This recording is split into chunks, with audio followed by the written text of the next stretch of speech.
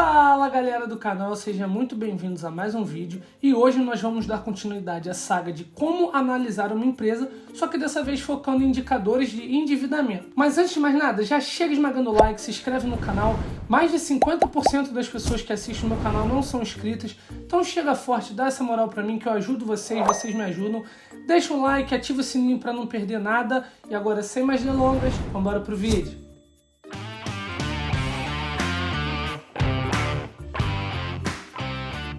Então vamos ao que interessa, pessoal. Se vocês viram o último episódio, vocês sabem que eu tenho demonstrado os tipos de indicadores que eu utilizo para analisar uma ação. Na verdade, eu mostro a forma que eu invisto, como eu faço para escolher uma empresa. Lembrando sempre que nunca devemos analisar nenhum dos indicadores que eu estou falando aqui de forma isolada.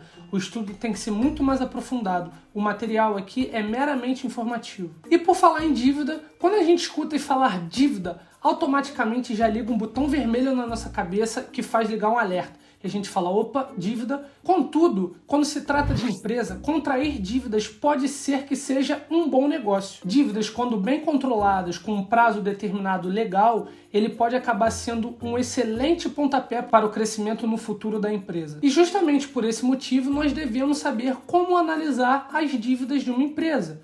Todas as empresas grandes contêm dívidas. Isso é algo que você precisa saber desde já. Mas antes de saber quão lucrativa é uma empresa e quão endividada ela está, a gente precisa primeiramente fazer umas análises e entender sobre a estrutura de um balanço patrimonial. Vamos entender os conceitos de ativo, passivo, patrimônio líquido. Ativo é basicamente todos os valores que a empresa tem a receber, ou seja, os bens, direitos que uma empresa possui e que podem ser convertidos em meios monetários. Vamos a um exemplo. Imagina que você tenha 100 euros para sair para jantar com sua noiva. Ou seja, esse valor é totalmente seu. Reforçando o que vimos na última aula, patrimônio líquido é o patrimônio investido pelos sócios. Nesse caso que eu estou dando, seriam os 100 euros que você já tinha. Agora imagina que o lugar onde você gostaria de jantar custa mais caro que 100 euros e você pega emprestado com um amigo mais 100 euros, com a promessa de pagamento em breve. Ou seja, você acabou de adquirir um passivo de 100 euros. Tanto os 100 que você já tinha, quanto o que pegou emprestado, fazem parte do ativo. Afinal, o valor está disponível para você gastar. Então vamos reforçar. Ativo é tudo que uma empresa tem. Patrimônio líquido é tudo o que faz parte dela, ou seja, o patrimônio dos sócios, dos investidores, acionistas e afins. E passivo é o valor que deve ser pago, é uma dívida. Automaticamente, quando você aumenta o passivo, você está aumentando também o ativo. Afinal, você poderá manejar o valor total que ficará disponível para você. Beleza, agora que a gente entendeu como funciona ativo, passivo, patrimônio líquido, vamos começar a desmembrar as categorias. Dentro do passivo, nós temos o passivo circulante e o passivo não circulante. A diferença entre eles está somente nas datas das obrigações. Como assim? Passivo circulante são aqueles tipos de passivo que devem ser pagos em uma data limite de até 12 meses.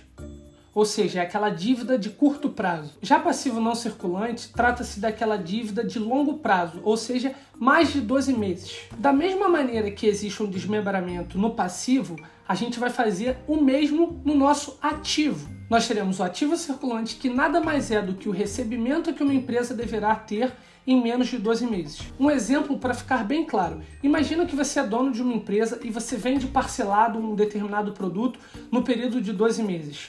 Automaticamente, nos próximos 12 meses, você sabe qual vai ser a recorrência dos seus recebimentos em cima daquele produto. Ou seja, você já pode contar com determinado pagamento. E esse é o ativo circulante. E temos também o ativo não circulante, que diferentemente do primeiro caso, ele se trata de recebimentos no longo prazo, ou seja, para mais de 12 meses. Só para reforçar, um tipo de ativo é rápido e o outro é demorado. Um tipo de passivo é rápido e outro tipo de passivo é mais demorado.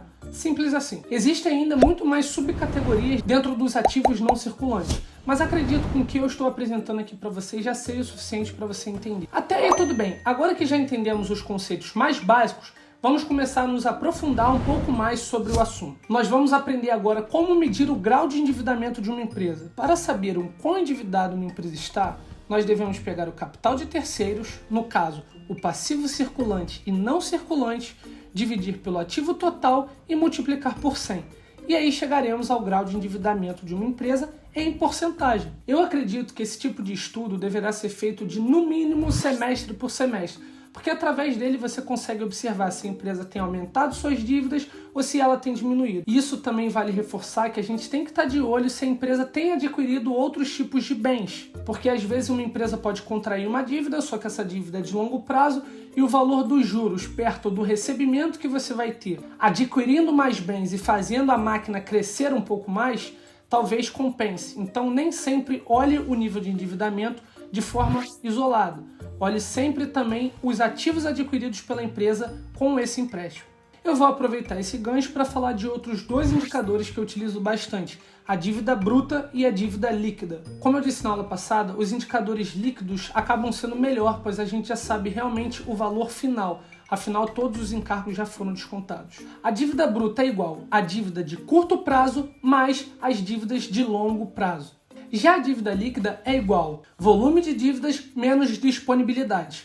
E disponibilidade, nesse caso na contabilidade, se retrata ao caixa que a empresa tem ou dinheiro no banco disponível para pagar qualquer coisa. Entendido também o que são dívida líquida e dívida bruta, agora nós vamos para os indicadores fundamentalistas que eu mais utilizo na hora de analisar a dívida de uma empresa. E eles são liquidez corrente, dívida líquida sobre o patrimônio líquido e a dívida líquida sobre o EBITDA. Vamos falar primeiramente da liquidez corrente, que também contém diversos tipos de desdobramento, como liquidez seca, imediata, geral, mas vamos focar na liquidez corrente. Esse indicador se refere à capacidade que a empresa tem de cobrir os custos da dívida a curto prazo, ou seja, mostra o poder de pagamento das suas dívidas. Para calcular a liquidez corrente, nós devemos pegar o ativo circulante e dividir sobre o passivo circulante. Caso a empresa apresente um indicador superior a 1, significa que a empresa tem uma forma de pagamento relativamente boa. Se está abaixo de 1, significa que a empresa depende de geração de caixa. E se tiver ali no 1,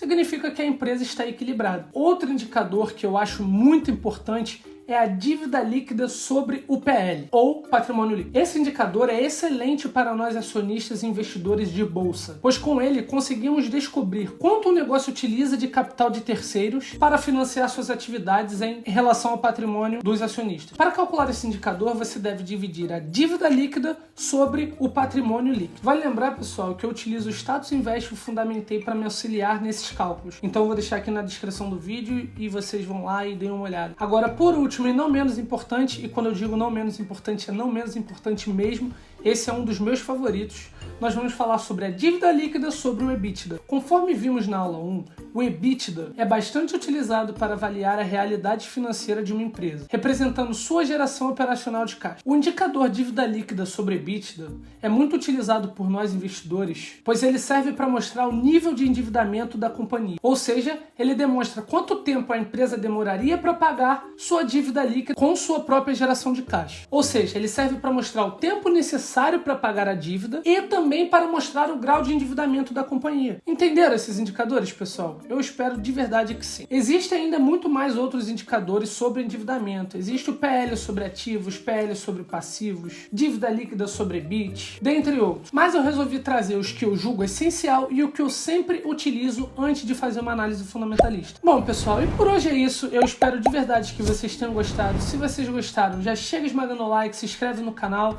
que isso me ajuda demais.